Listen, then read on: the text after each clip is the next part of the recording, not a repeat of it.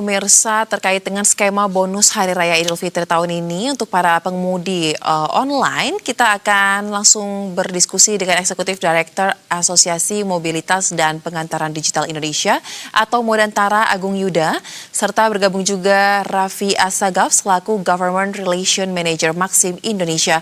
Halo, selamat malam Bapak-Bapak. Selamat malam. Selamat malam, Mbak. Baik, saya ingin ke Pak Agung terlebih dahulu dari Modantara. Pemerintah kan memastikan bahwa 850.000 driver ojol akan menerima bonus Hari Raya pada tahun 2026 ini. Nah, bagaimana nih Pak dari Modantara untuk melihat kesiapan dari para perusahaan aplikator yang tergabung di Modantara merealisasikan kebijakan tersebut?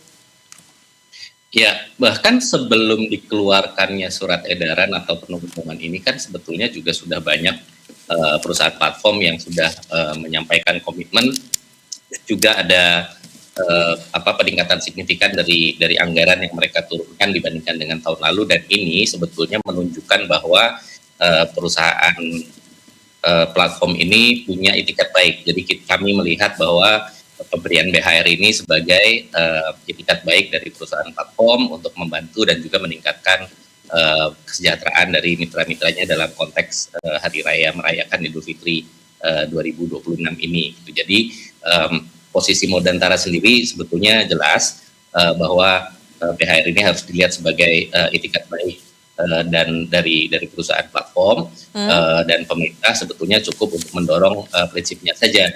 Yang kami sayangkan adalah pemerintah mematok angka minimum dan rumus yang diseragamkan, padahal perusahaan platform ini berbeda-beda model usahanya, berbeda-beda kapasitas finansialnya, dan juga berbeda-beda skema finansialnya juga gitu. Jadi harapan kami sebetulnya BHR ini sebagai namanya bonus kan harusnya berbasis pada kinerja. Ya. Gitu. Jadi ada basis kinerja dan juga angkanya tidak dipatok di persentase minimum.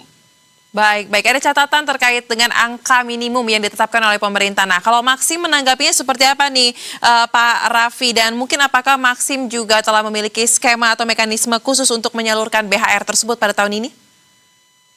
Iya, tentunya kami dari Maxim pertama-tama mengucapkan apresiasi tentunya ya dengan pemerintah dan juga mendukung gitu ya inisiatifnya untuk di tahun ini pemberian BHR. Dan tadi jika ditanya mengenai apakah kita telah memiliki skema, tentu kita sudah memiliki skema Mbak sebetulnya, dan ini sudah disusun jauh-jauh hari dan juga sudah didiskusikan dengan kementerian terkait bahwa kita menyusun berdasarkan parameter-parameter, khususnya dari tingkat produktivitas, kemudian kualitas layanan gitu ya, dan juga kepatuhannya terhadap aplikasi gitu. Jadi ini memang menjadi dasar kita untuk mengkurasi mitra-mitra kita dengan dasar produktivitasnya. Itu yang pertama. Dan kemudian secara penyaluran tentu kita juga berkomitmen untuk di tahun ini memberikan yang lebih besar gitu ya, seperti yang tadi Mas Agung juga sudah sampaikan. Ini itikat baik kami begitu Mbak, jadi ini bentuknya itikat baik dan semangat berbagi tentunya kepada mitra-mitra kita dan memberikan penghargaan gitu kepada mereka yang sudah selama ini bekerja cukup keras dengan produktivitas yang tinggi. Tentu kita membantu dengan itikat baik dan semangat berbagi ini gitu sih Mbak. Dan kami juga sedikit mengkoreksi dan juga menanggapi dari Mas Yuda gitu ya, memang karena fokusnya di sini adalah semangat berbagi, maka memang aturan yang rigid ini juga menjadi concern sebetulnya, dan harapannya ini bisa jadi perhatian bersama juga gitu Mbak. Baik, nah saya ingin ke Mas Yuda lagi. Mas Yuda, tadi Anda mengapresiasi tapi juga ada disayangkan ya terkait dengan angka minimum tersebut lah. Nah, lalu untuk saat ini langkah apa yang coba dilakukan atau tengah dilakukan oleh Modantara dan juga perusahaan-perusahaan yang terafiliasi di dalamnya ini untuk terkait dengan angka minimum ini? Apakah akan mencoba untuk didiskusikan lagi atau bagaimana ini kira-kira? Karena kan tadi saya juga setuju bahwa kemampuan finansial tiap perusahaan ini sangat berbeda. Ya, sebetulnya concern ini sudah disampaikan berkali-kali di setiap rapat koordinasi dengan terkait PHR ini dengan Kementerian Ketenagakerjaan, dan di situ sudah disampaikan oleh rekan-rekan dari perusahaan platform bahwa model usaha yang berbeda-beda, kemudian juga kemampuan finansial yang berbeda-beda. Beberapa di antaranya bahkan sudah mempunyai skema dengan persyaratan sendiri seperti Maxim, dan juga sudah ada yang sudah launching program BHR-nya jauh-jauh hari. Jadi tetapi sepertinya dalam rapat serial rapat koordinasi yang koordinasi oleh Kementerian Ketenagakerjaan ini, aspirasi dari perusahaan tidak ditangkap, dan juga bahwa idealnya memang kalau dari perusahaan, dari pelaku industri adalah biarkan platform untuk menentukan sendiri besaran, skema, dan juga mekanisme dari pemberian bonus hari raya tersebut sesuai dengan model usaha dan juga kemampuan masing-masing. Jadi yang kami sampaikan adalah harusnya mungkin perlu untuk meninjau ulang, Kementerian Ketenagakerjaan meninjau ulang surat edaran ini, dan kemudian mendengarkan dan juga menyerap aspirasi dari platform atau perusahaan. Baik. Nah, kemudian kalau begitu masih ada harapan agar dievaluasi lagi. Kalau dari Maxim sendiri, apakah untuk pemberian bonus hari raya pada tahun ini, Mas Raffi, ini akan kurang lebih sama seperti tahun lalu atau mengikuti kebijakan dari pemerintah, atau ada seperti apa nih kira-kira keputusannya di tahun ini? Iya, di tahun ini kita memang memberikan lebih besar, begitu Mbak ya. Baik itu secara jumlah mitra pengemudi dan juga tentu dari nilai investasi. Dan tadi mungkin sudah disampaikan oleh Pak Menko, memang kita di tahun ini akan memberikan kurang lebih kepada 50.000 driver, Pak, Mbak. Dan ini meningkat cukup jauh, karena di tahun sebelumnya kita hanya memberikan kurang lebih 1.000 mitra pengemudi. Jadi memang secara jumlah kita jauh meningkat. Nah, ini bentuk komitmen Maxim Indonesia untuk memberikan kepada mitra pengemudi dengan cakupan yang lebih luas, begitu Mbak.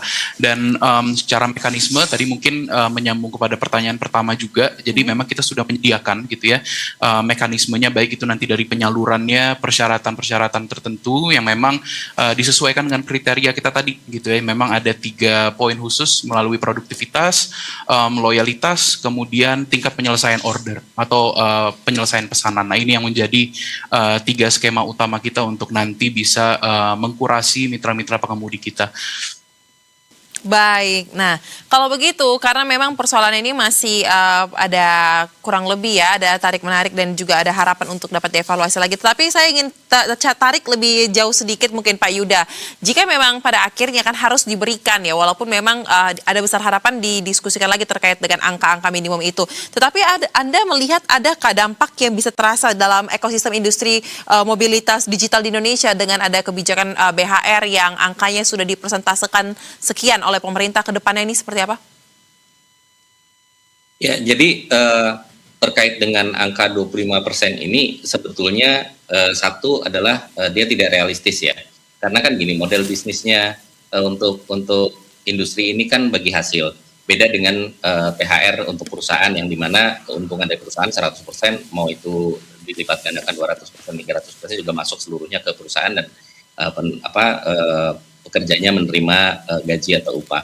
Jadi dan dari bagi hasil ini 20%, hanya 20% yang masuk ke dalam kantongnya perusahaan gitu. Jadi dari situ saja angka 25 sudah di atas 20%. Jadi ini sudah melebihi dari kalau misalnya kita pakai analogi THR, jadi dia sudah melebihi dari prinsip-prinsip yang seperti diperlakukan pada THR. Jadi itu yang pertama. Kemudian yang kedua juga adalah karena tidak adanya di surat edaran ini persyaratan atau pengakuan terhadap produktivitas untuk mendapatkan PHR ini, maka kekhawatiran kami adalah bahwa nanti akan ada muncul ekspektasi yang berlebih.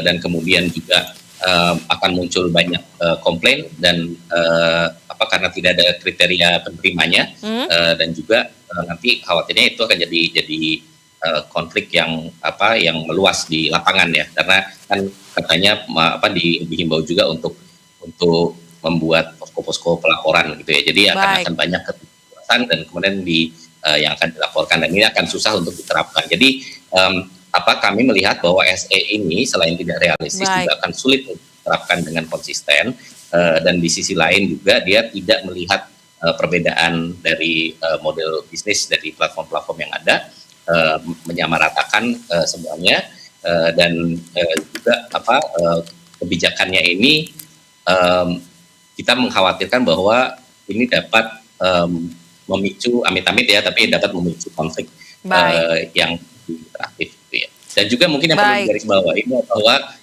BHR ini kan sifatnya himbauan, Ya. jadi sebetulnya tidak ada kewajiban bagi platform untuk mengikuti secara rigid ya dari BHR ini. Baik, besar harapan bahwa terkait dengan keputusan BHR tahun 2026 ini bisa ada lagi ya ruang untuk dipertimbangkan sebelum nantinya memang jadwalnya akan diminta untuk dibagikan menjelang hari raya tersebut. Terima kasih untuk diskusinya. Nah, sayang sekali waktu kita terbatas, kita akan lanjutkan di lain kesempatan. Mas Raffi dari Maxim dan juga Pak Yuda dari Modantara, salam sehat, selamat kembali beraktivitas.